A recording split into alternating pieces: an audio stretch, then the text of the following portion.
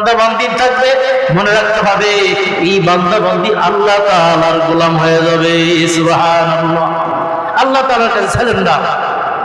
আর একটা গুণ হলো, যখন আল্লাহ তাআলার গোলাম কোন জাহেলের সাথে কথা বলবে, কোন মূর্খের সাথে কথা বলবে, বোঝে না, এদের সাথে যখন কথা বলবে, এদের সাথে কথা বলার সাথে সাথে এদের সাথে কোনো বাড়াবাড়ি করবে না, শান্তির বাণী পৌঁছিয়ে দিবে।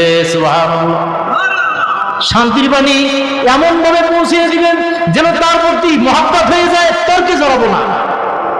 মনে থাকবো তো ইনশাআল্লাহ।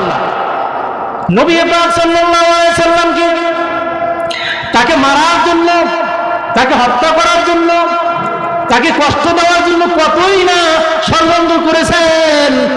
আল্লাহ রাসূলের সামনে এমন ষড়যন্ত্র করেছেন, আল্লাহ রাসূলের সামনে এসে বলতেছেন, না না না, এই দেশে থাকা যাবে না, মহিলা